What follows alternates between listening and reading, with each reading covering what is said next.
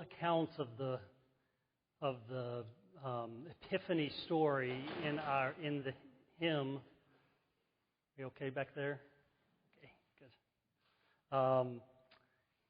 In the Epiphany hymn, "We Three Kings of Orient Are," we went through the whole story, right? And but our lectionary passage this morning, the cycle of 3-year cycle of readings, when we refer to the lectionary, that's what we're referring to. 3-year cycle of readings. We move into John now, for the most part in 2026, and that's why we begin with John's origin story, which is very different from Matthew and Luke's that we've been hearing. John's is much more mystical. In her book, Church of the Wild, Pastor Victoria Lours argues that the word in this most famous of passages from the Gospel of John is actually a mistranslation. In the beginning was the Word. She suggests that's a mistranslation. Up until the 4th century, she explains logos, the Greek word for word, was rendered with the Latin word sermo, which means conversation. Not verbum, which means word, but sermo, conversation. The fullness of the Greek word that John used, logos, is better understood as conversation, not word. So it's more of a fluid thing than a solidifying. It's interesting that at the time that the church was kind of married to the Roman Empire in the 4th century, that's when that translation became less conversation and more word. Word. So Lours suggests that, so in the beginning was the conversation. And the conversation was with God. And the conversation was God. That kind of helps you hear it in a new way, doesn't it? Lours suggests that the original Greek word logos is closer to what biologists are revealing about the way trees talk to one another and what quantum scientists have discovered at the center of molecules. Not things, but relationships. Logos is about relationship, conversation. So this is the Gospel of John's origin story. In the beginning was the conversation. Unlike Matthew and Luke's birth narratives, it's this mystical Jesus Christ born in the flesh, but it was an enfleshment of the conversation going on within God that has been going on in God eternally. Maybe we could say, not to get too literal about it, but that God got tired of talking to God's self and turned the conversation outward, and there burst forth the first incarnation, which is creation itself. And Jesus as the human component of the conversation of God to engage us more fully because, well, we needed it. Somehow, because within us, among all creation, the conversation tends to break down. The conversation between divinity and humanity. It's been going on since the beginning. It didn't start with the incarnation of Jesus, obviously. There's always been a mystical element to being human. Some sense that there's something beyond our 5 senses. Some sense that our capacity to be creators ourselves, and some sense that as final as death seems to be, humans have always known must be more a transition than a closing of the story. Maybe that's wishful thinking. Maybe, but maybe not. Not a closing of the story, but a movement into a new story. So from the beginning, the wondering and the conversation was going on between God and creation and between God and the human being. And then at a point in time, the conversation got very specific and focused between God and a people, the Jewish people, the ones who understood themselves to be chosen to take the conversation to the next level and translate the conversation with God into how we live in the world.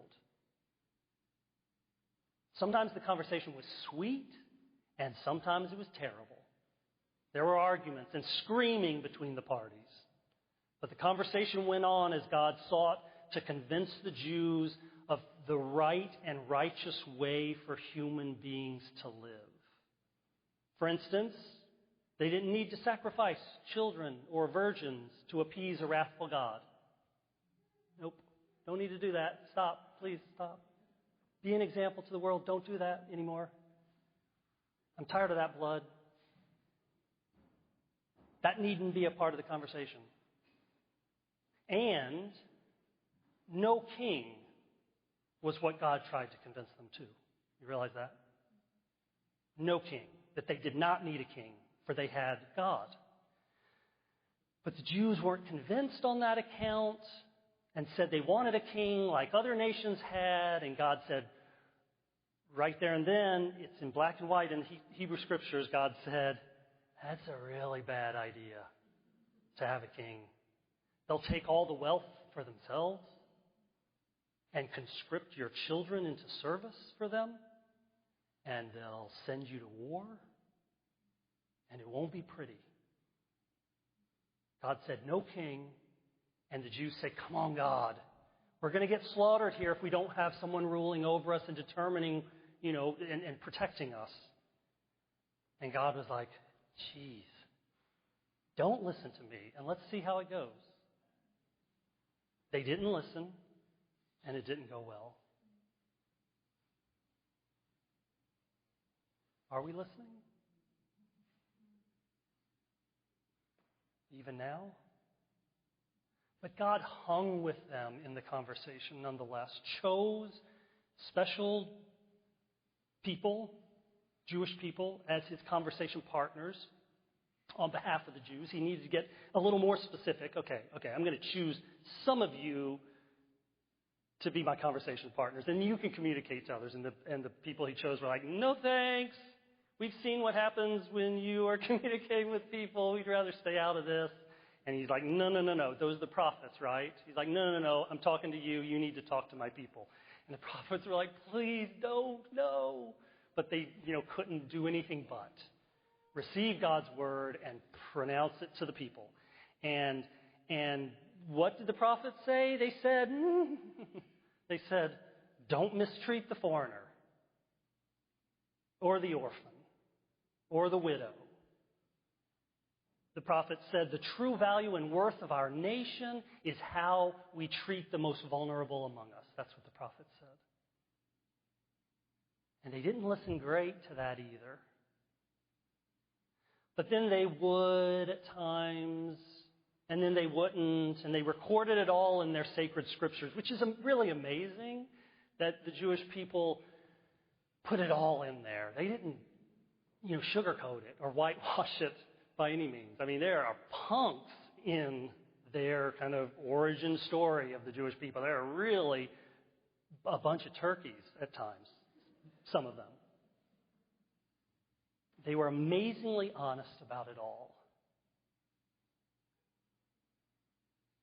How they weren't great conversation partners for God.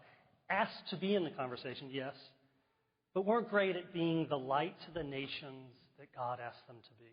So it was said among them, and even in the conversation that there would come, in the conversation, it was said to them that there would come one eventually, who knows when, but at some point there would come one who would take the conversation to a whole new level, get even more specific, which was obviously needed. And in the fullness of time there was born the Messiah. We say, Jews say that the Messiah still hasn't come, but it's coming. We Christians say he's come. They say, well, where is the fulfillment of all things that the Messiah promises? And we say, well, we're in an in-between time. The Messiah has come and spoken a definitive word into the conversation, but the conversation has not ended. We're still needed we're asked to be a part of the conversation and to get this right together. We're not just going to be rescued out of this. God doesn't operate like that. Love doesn't operate like that. And God's really patient with us. So Jesus comes, the enfleshment of the conversation, the Messiah, and of course, because it's a conversation, Jesus doesn't come to dominate us, control us, determine us, but to make a really good argument for what God's been saying all along. And he makes that argument in his teachings and his healings, and especially in his death, exemplifying in his life how we are supposed to live in ways of self-donation rather than self-acquisition. And in certain ways we've gotten it, and in other ways we still fail to get it.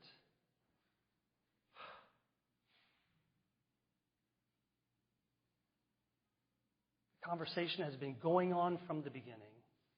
When you and I were born, me, May 2nd, 1969, when you and I were born, we entered the conversation that was already going on with God and with humanity.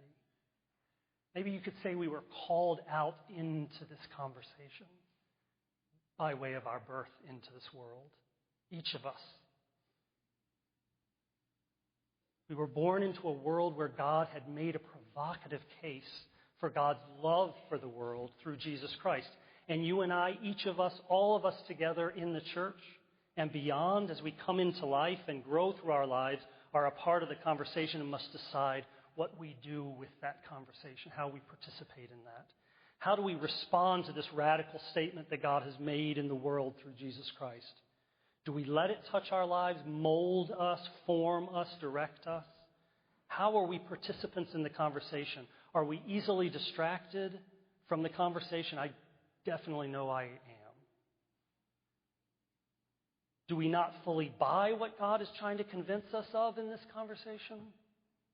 Do we believe that our meager, minuscule extent of our lives can be enough to contribute to the conversation? Are we tending the most vulnerable among us? Are we allowing kings to send us to war? Are we allowing greed to run rampant? And all of those questions that are so clearly spelled out in the Gospels. What conversation are we a part of? And how do we contribute to the unfolding of a conversation in God that is of God? When we come to this communion table this morning, and each time we come here, every first Sunday of the month, part of what we are doing is remembering the conversation that we have become deaf to somehow, some of us. Maybe all of us at certain levels or another. We've all become deaf to the conversation. The conversation that God patiently continues to invite us into.